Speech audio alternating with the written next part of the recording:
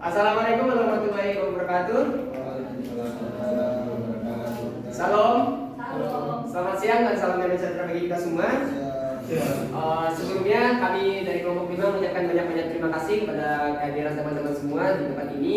Puji dan syukur kita panjatkan kehadiran Tuhan karena berkat anugerahnya kita masih boleh berkumpul di tempat ini dengan keadaan sehat walafiat. Sebelum lebih jauh kita masuk kepada materi kami, izinkan kami memperkenalkan diri. Kami dari kelompok 5 yang beranggotakan saya sendiri Margoyo, saya Arisni, saya Rizky Septiarini, saya Tika Dikasih, dan saya Mariana. Nah, pada kesempatan kali ini kami akan membahas sebuah topik di mata kuliah Pancasila, yaitu topik khususnya di bab 5, yaitu Pancasila sebagai sistem etika. Nah, adapun poin-poin yang menjadi concern diskusi kita pada siang hari ini, yaitu yang pertama konsep dan urgensi Pancasila, yang kedua alasan diperlukan kajian, yang ketiga menggali sumber histori, sosiologis, politis, yang keempat membangun argumen tentang dinamika dan tantangan, yang kelima mendeskripsikan esensi dan urgensi. Nah, pertama kita akan membahas mengenai konsep dan urgensi dari Pancasila. Nah, teman-teman, saya pernah dengar quotes dari salah satu komika yang sudah almarhum, yaitu Kasino Warkop. Beliau pernah berkata, Indonesia tidak kekurangan dengan orang-orang pintar, tapi Indonesia kekurangan dengan orang-orang jujur. Nah, kalau kita tarik lurus, jujur itu merupakan hasil dari penerapan etika yang baik di kalangan masyarakat. Nah, kalau kita melihat pengertian apa itu etika, ternyata etika ini diambil bukan dari bahasa Sambas, bahasa Dayak, bahasa Melayu, atau bahasa apapun itu. Ternyata etika ini diambil dari bahasa Yunani yang artinya ethos, yang memiliki makna yaitu tempat tinggal yang sederhana, padang rumput, adat, kebiasaan, watak, cara pikir seseorang. Nah, kita juga sering mensalahartikan antara etika dengan etiket. Ternyata kedua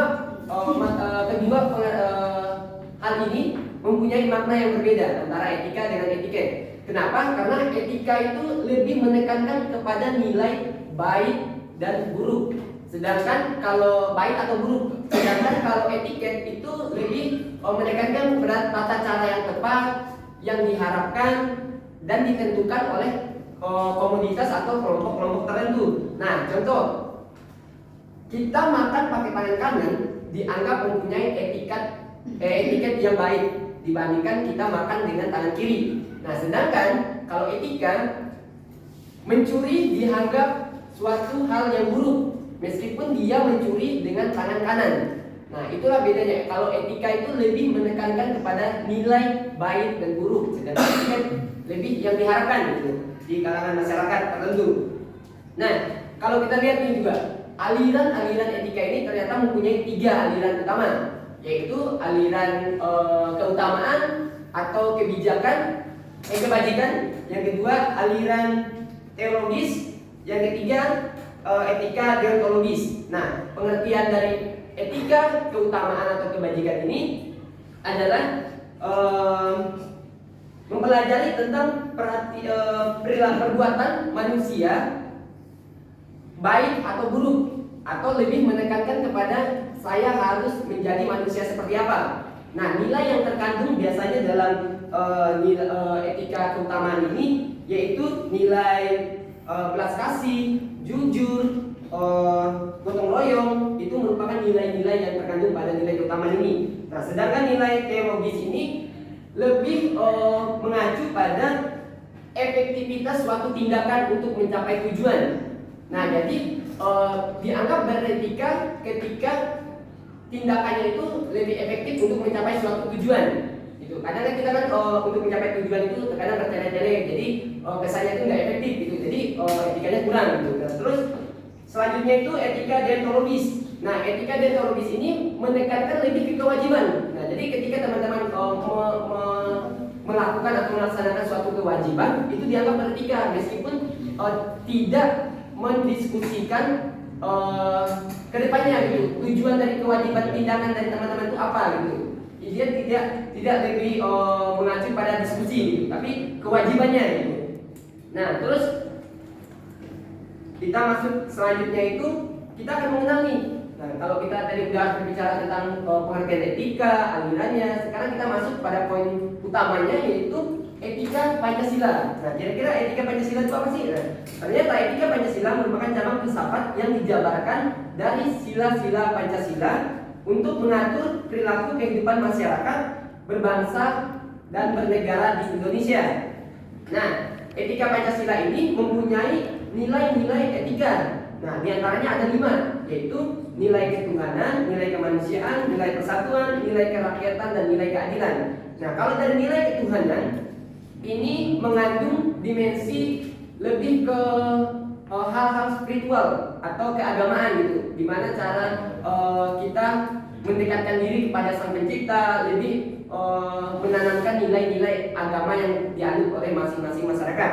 Nah, terus nilai kemanusiaan lebih condong pada nilai humanis atau bagaimana cara kita meningkatkan kualitas diri kita sebagai manusia sehingga kita dapat memanusiakan manusia ketika kita bergaul gitu. Nah, terus nilai persatuan, solidaritas, dia mengandung dimensi solidaritas yang mengacu pada cinta tanah air, bangga terhadap produk-produk Indonesia contohnya gitu kan.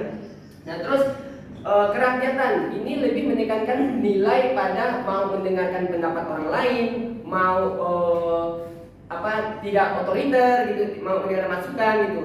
Nah, terus keadilan ini lebih mengatur pada kita harus mempunyai sikap yang peduli terhadap sesama. Jadi gotong royongnya ada gitu. Kawan susah kita bantu gitu. Nah, kalau kita kembali lagi ke aliran etika tadi, nah kira-kira etika Pancasila ini lebih condong kemana sih? Lebih condong ke etika keutamaan kah, atau teologis kah, atau deontologis? Nah, kalau kita runtingkan lagi, ternyata etika Pancasila ini lebih condong pada etika keutamaan atau kebajikan. Kenapa? Karena dari etika Pancasila ini mempunyai 4 sifat yang saleh, yang diantaranya itu kebijaksanaan, kesederhanaan, keragaman, dan keadilan. Nah, tapi tidak semua-muanya itu atau itu langsung mengacu pada etika keutamaan atau kebajikan. Dia juga masih beberapa mengadopsi dari etika deontologis dengan yang teologis dengan deontologis. Nah, selanjutnya itu urgensi mengapa kita perlu nih tahu kenapa sistem Pancasila sebagai sebagai acuan kita dalam berperilaku gitu. Ternyata urgensi yang pertama itu tingginya kasus korupsi. Nah, seperti yang saya jelaskan tadi, Indonesia itu sebenarnya nggak kurang orang pintar gitu. Bapak juga pernah bilang justru orang-orang yang korupsi di KPK rata-ratanya itu sarjana gitu. Nah, artinya kan kita kekurangan orang-orang jujur. Nah, jujur ini merupakan suatu buah dari etika gitu. Nah, etika kalau jujur berarti etikanya bagus, kalau nggak jujur berarti etikanya buruk gitu. Nah, terus masih ada aksi terorisme yang mengatasnamakan agama. Nah, jadi masih tingginya aksi-aksi terorisme yang mengatasnamakan agama, yang menganggap agama ini paling benar, agama ini salah gitu. Nah, itu sangat-sangat tidak mencerminkan bahwasanya kurangnya persatuan gitu. Jadi menganggap kelompoknya paling benar, kelompok ini paling salah gitu. Nah, terus masih terjadinya pelanggaran HAM dalam kehidupan bernegara. Nah, masih tingginya pelanggaran HAM maupun contoh kayak pembunuhan itu kan, kita kan punya hak untuk hidup gitu kan, untuk berkembang apa gitu kan. Nah, dirampas gitu, masih tingginya pelanggaran HAM gitu. Nah, terus kesenjangan antara kelompok masyarakat kaya dan miskin. Nah, antara masyarakat kaya dengan miskin itu masih sangat-sangat jauh kesenjangannya, nggak berbaur, nggak ada kepedulian untuk si kaya membantu si miskin gitu. Nah, terus ketidakadilan hukum yang masih mewarnai proses peradilan. Nah, ketidakadilan hukum yang dimana kita tahu kayak hukum itu kadang runcing di bawah, tumpul di atas gitu, karena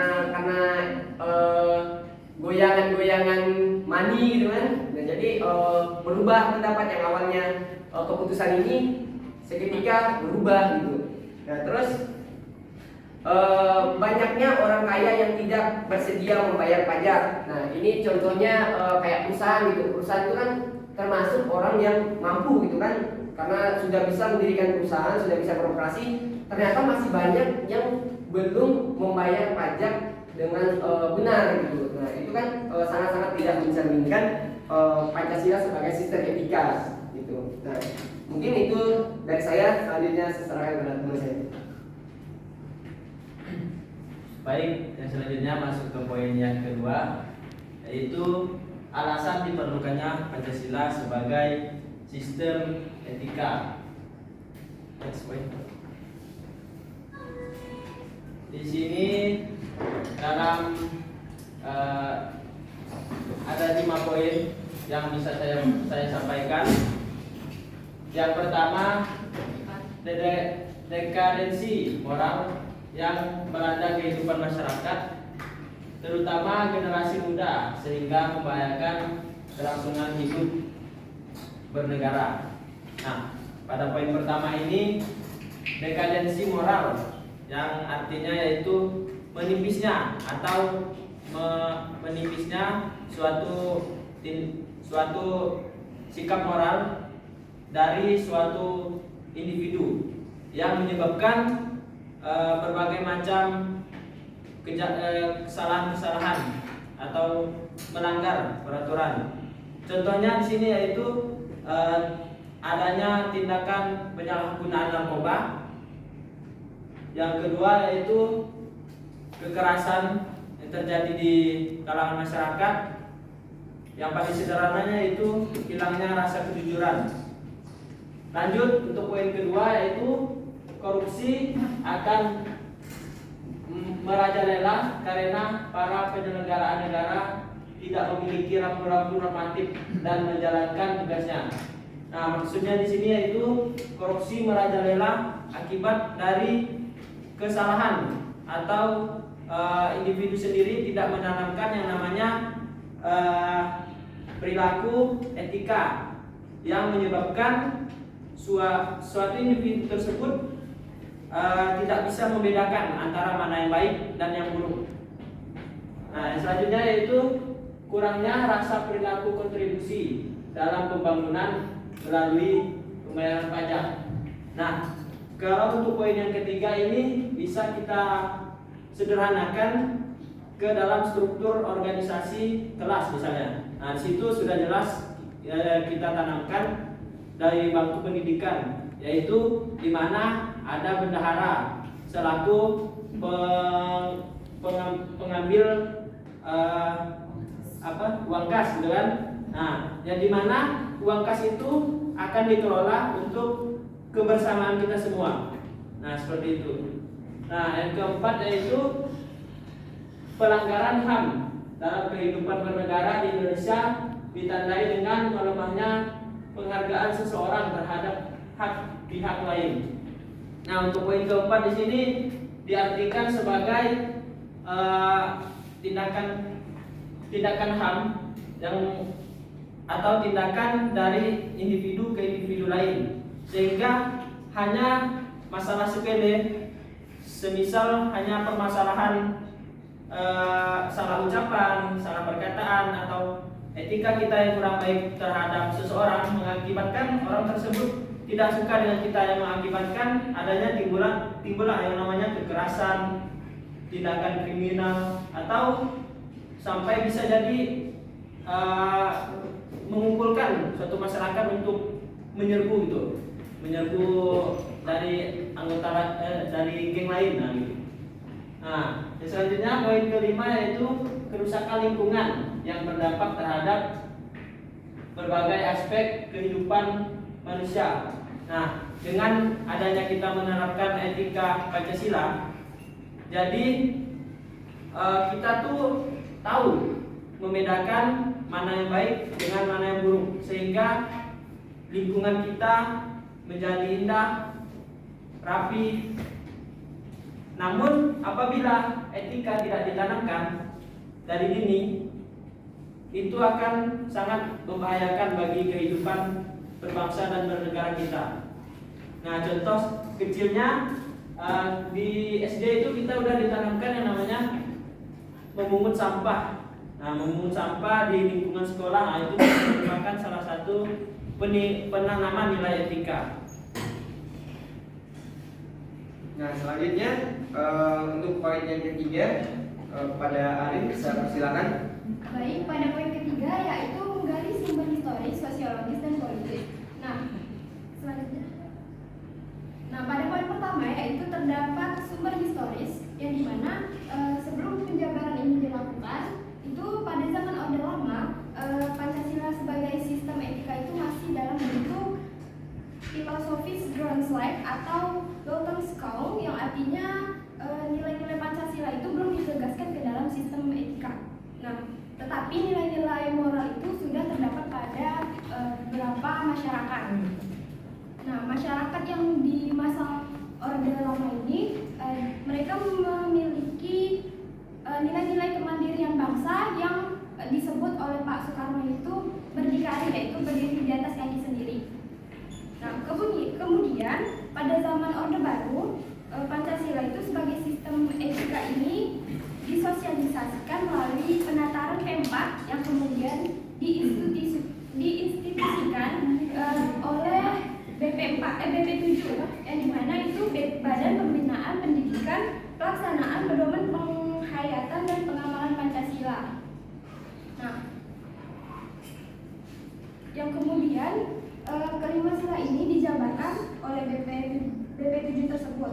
Nah, yang pertama yaitu ketuhanan yang Maha Esa. Untuk cara pengamalan ketuhanan yang Maha Esa yaitu kita harus saling menghormati kebebasan dalam menjalankan ibadah dan agama kepercayaan masing-masing.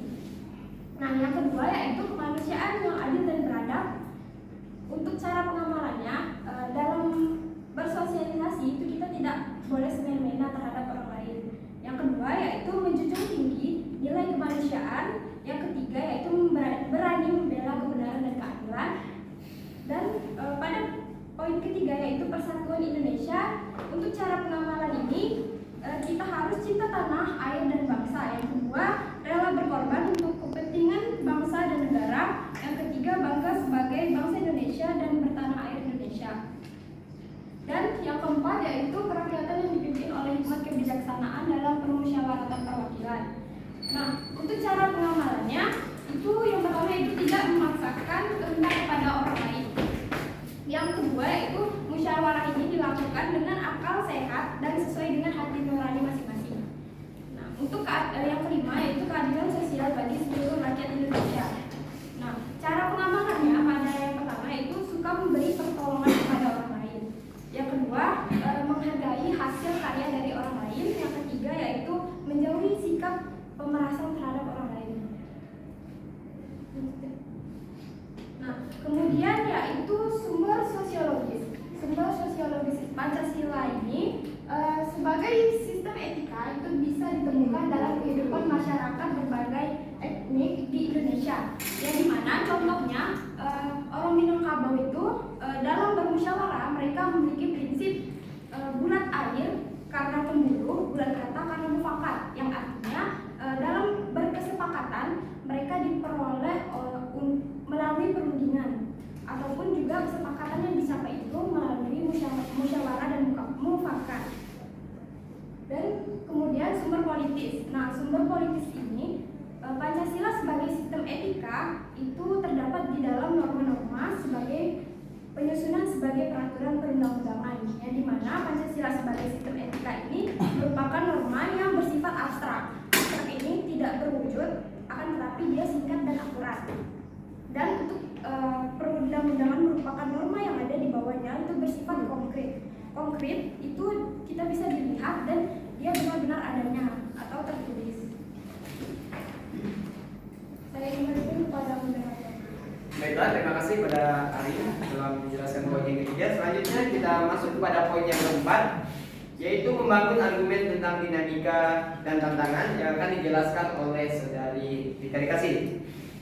Baiklah, saya akan menjelaskan tentang membangun argumen tentang dinamika dan tantangan. Nah, beberapa argumen tentang dinamika Pancasila sebagai sistem etika dalam penyelenggaraan pemerintahan di Indonesia dapat diuraikan ke dalam 3 orde. Nah, yang pertama itu ada orde lama. Pada zaman orde lama, pemilu diselenggarakan dengan semangat demokrasi yang diikuti banyak partai politik, tetapi dimenangkan oleh 4 partai. Yang pertama itu ada Partai Nasional Indonesia, Partai Muslimin Indonesia, Partai Nahdlatul Ulama, dan Partai Komunis Indonesia. Tidak dapat dikatakan bahwa pemerintahan di zaman orde lama mengikuti sistem etika Pancasila. Nah, bahkan ada tudingan dari pihak orde baru bahwa pemilihan umum pada zaman orde lama dianggap terlalu liberal karena pemerintahan Soekarno menganut sistem demokrasi terpimpin yang cenderung otoriter. Nah, kemudian ada zaman orde baru. Sistem etika Pancasila diletakkan dalam bentuk penataran V4. Pada zaman orde baru itu pula muncul konsep manusia Indonesia seutuhnya sebagai cerminan manusia yang berperilaku dan berakhlak mulia sesuai dengan nilai-nilai Pancasila.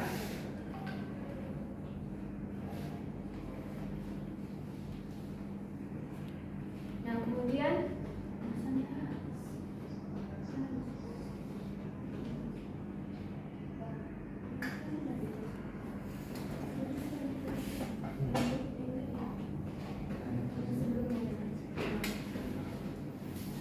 ada konsep manusia seutuhnya dalam orde baru. Yang pertama itu ada manusia sebagai makhluk ciptaan Tuhan Yang Maha Esa, yang secara kodrati bersifat mutualistik, yaitu makhluk rohani sekaligus makhluk jasmani dan makhluk individu sekaligus makhluk sosial. Kemudian yang kedua ada manusia sebagai makhluk pribadi, memiliki emosi yang memiliki pengertian kasih sayang, harga diri, pengakuan dan tanggapan emosional dari manusia lain dalam kebersamaan hidup. Kemudian ada manusia sebagai makhluk sosial, memiliki tuntutan kebutuhan yang makin maju dan sejahtera. Tuntutan tersebut hanya dapat terpenuhi melalui kerjasama dengan orang lain baik langsung maupun tidak langsung. Oleh karena itulah sifat kodrat manusia sebagai makhluk individu dan sosial harus dikembangkan secara serasi dan seimbang.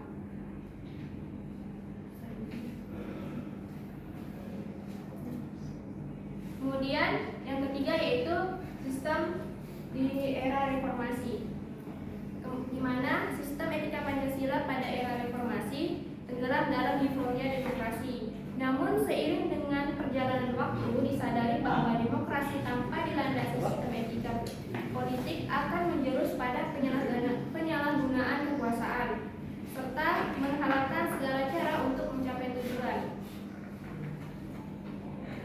Ada Sofyan Effendi mengatakan bahwa moral bangsa semakin hari semakin merosot dan semakin hanyut dalam arus konsumerisme, hedonisme, eksklusisme, dan ketamakan karena bangsa Indonesia tidak mengembangkan blueprint yang berakar pada sila ketuhanan Yang Maha Esa.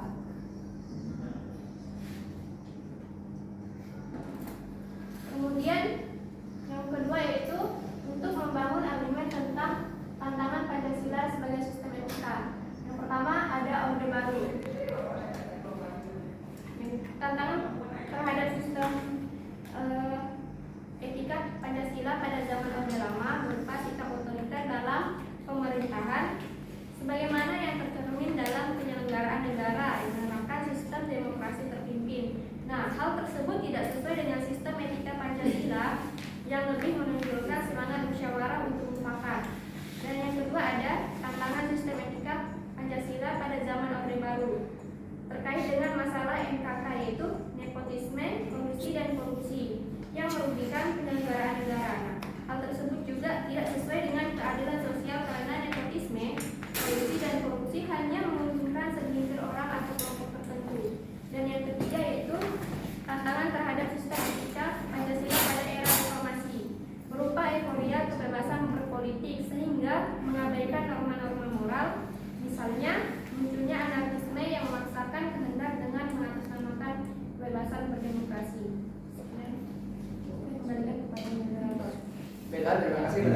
kasih. Selanjutnya kita akan masuk kepada poin yang terakhir, yaitu mendeskripsikan esensi dan urgensi yang akan dijelaskan oleh Saudari Mardiana. Pada Saudari, saya persilakan. Baik, terima kasih Mas Doa atas kesempatan. Masuk ke materi yang kelima, yaitu mendeskripsikan esensi dan urgensi Pancasila sebagai sistem etika. Esensi Pancasila sebagai sistem etika ada 5 sila, yaitu sila ketuhanan, kemanusiaan, persatuan, kerakyatan, dan keadilan sosial bagi seluruh rakyat Indonesia. Apa itu sila pertama? Yaitu sila yang dimasukkan dalam sila ketuhanan, terletak pada keyakinan bangsa Indonesia bahwa Tuhan sebagai penjamin prinsip-prinsip moral. Artinya, setiap perilaku warga negara harus didasarkan atas nilai-nilai moral yang sumber pada norma agama. Contoh nilai-nilai agama yang harus kita terapkan di kehidupan manusia, yaitu tawakal, syukur, dan selalu bersabar pada Tuhan Yang Maha Esa. Kemudian yang kedua yaitu hakikat sila kemanusiaan. Sila kemanusiaan ini terletak pada manusia, yaitu tindakan manusia yang mengandung implikasi dan konsekuensi moral yang dibedakan dengan actus hominum, yaitu tindakan manusia yang biasa. Tindakan kemanusiaan yang mengandung implikasi moral diungkapkan dengan cara kemanusiaan yang mengandung sikap yang adil dan beradab, sehingga menjamin tata pergaulan antara manusia dan makhluk sekitarnya. Kemudian sila persatuan. Sila persatuan terletak pada kesediaan untuk hidup bersama, sehingga warga bangsa yang mementingkan masalah bangsa di atas kepentingan individu atau kelompok. Kemudian sila keempat, kerakyatan. Sila kerakyatan terletak pada prinsip musyawarah untuk mufakat, yaitu menghargai diri sendiri sama halnya dengan menghargai orang lain. Yang kelima adalah hakikat sila keadilan sosial bagi seluruh rakyat Indonesia, merupakan perwujudan dari sistem etika yang tidak menekankan pada kewajiban semata. Yang kemudian urgensi Pancasila sebagai sistem etika aneksio. Hal-hal yang penting yang sangat urgen bagi pengembangan Pancasila sebagai sistem etika meliputi sebagai berikut. Yang pertama adalah meletakkan sila-sila Pancasila sebagai sistem etika. Berarti menempatkan Pancasila sebagai sistem etika, berarti menempatkan Pancasila sebagai sumber moral dan inspirasi bagi penentu sikap, tindakan, dan keputusan yang bersumber dari moral, diambil dari setiap warga negara. Yang kedua yaitu Pancasila sebagai sistem etika memberikan wides itu perpaduan bagi setiap warga negara, sehingga memiliki orientasi yang jelas dan tata pergaulan baik lokal, nasional ataupun regional. Yang ketiga adalah Pancasila sebagai sistem etika dapat menjadi dasar analisis bagi berbagai kebijakan yaitu dibuat oleh penyelenggara negara, sehingga tidak keluar dari semangat negara kebangsaan yang berjiwa Pancasila. Yang terakhir adalah Pancasila sebagai sistem etika dapat menyaring pluralitas nilai yang berkembang dalam kehidupan masyarakat. Artinya, sebagai dampak Pancasila sebagai sistem etika dapat menjadi filter untuk menyaring popularitas nilai yang berkembang dalam kehidupan masyarakat sebagai dampak globalisasi yang mempengaruhi pemikiran warga negara.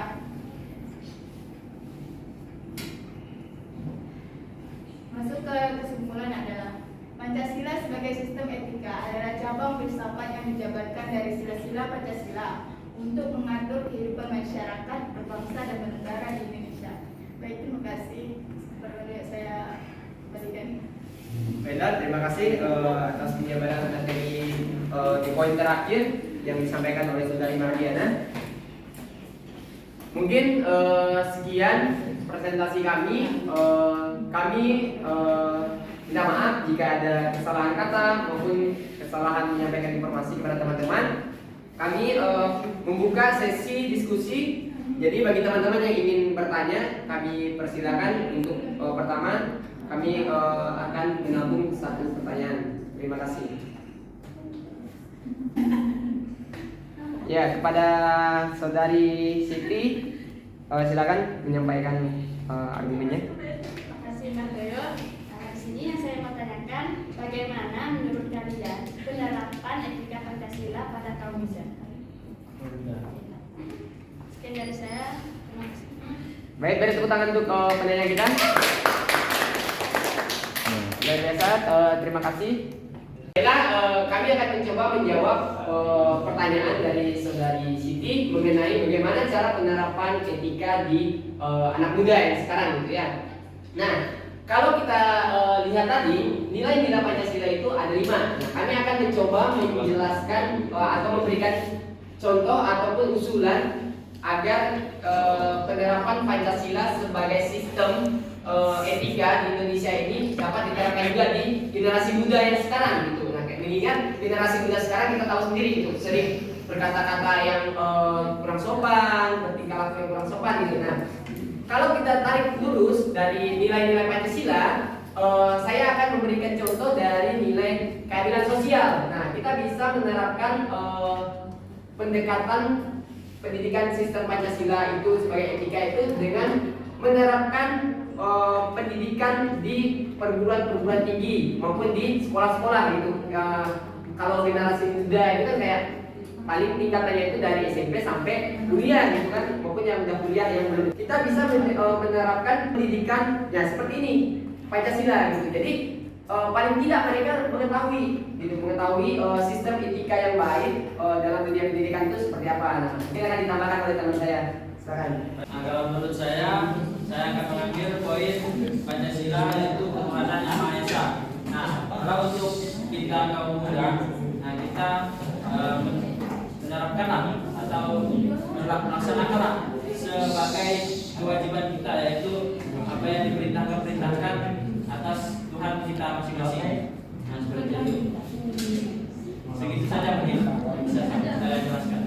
Baiklah, kalau dari keadilan sudah, kemanusiaan sudah, selanjutnya dari kerakyatan yang akan diberikan contoh penerapannya oleh Saudari Arin. Kepada Arin saya persilakan. Baik, pada Pancasila 94 itu kan dia mungkin condong kepada kerakyatan, yang dimana kita contoh saja kita diajarkan untuk menjadi pemimpin kelas atau dalam suatu organisasi. Nah, di situ kita tuh harus melakukan sikap Pancasila sebagai sistem etika itu tuh untuk tidak memaksakan kehendak kepada orang lain. Nah, apalagi dalam bermusyawarah kita juga harus melakukan dengan akal yang sehat. Itu tidak boleh dipengaruhi oleh orang-orang lain tanpa tahu visi dan misinya. Seperti itu. Baiklah, selanjutnya kami juga akan memberikan contoh dari sudut poin-poin yang lain. Nah, selanjutnya itu dari persatuan akan diserahkan akan dijelaskan oleh Saudari Kasih. Silakan. Adapun contoh-contohnya, kita sebagai bangsa Indonesia, kaum mudanya, kita harus mencintai produk dalam negeri dan terus mempromosikan produk-produk lokal kita sendiri agar bangsa-bangsa lain melihat bahwa bangsa muda kita sekarang ini dapat berkontribusi untuk kepentingan negara. Oke, kalau masih kurang puas, kami masih punya satu contoh lagi dari sila kemanusiaan. Kepada Mardiana saya persilakan memberikan contoh. Pancasila sebagai sistem etika yaitu sila kemanusiaan. Jadi sila kemanusiaan ini berhubungan pada sikap yang adil dan beradab. Contohnya itu kita sebagai bangsa Indonesia harus menjunjung tinggi dan menegakkan hak asasi manusia sehingga kita dapat melakukan etika yang termasuk yaitu etika kemanusiaan. Bila kita menghormati manusia, kita akan dihormati balik. Oke, mungkin itu adalah cara-cara yang dapat kita terapkan dalam kita bergaul mungkin di kalangan muda untuk kita bisa menerapkan sistem Pancasila sebagai etika di generasi muda. Nah, dari 5 poin-poin tadi sudah kami jabarkan cara-caranya, termasuk juga kita bisa menerapkannya karena teman-teman semua sudah mempunyai pengetahuan tentang etika hari ini. Saya harap teman-teman adalah fasilitator untuk etika Pancasila sebagai sistem etika. Nah, kenapa? Orang pintar jika tidak beretika pasti akan tidak dihargai karena kesombongannya, karena ketidakjujurannya, karena otoriternya. Tapi orang yang minim pendidikan, memiliki etika, bakal akan dihargai. Gitu. Mungkin itu sekian dari kami.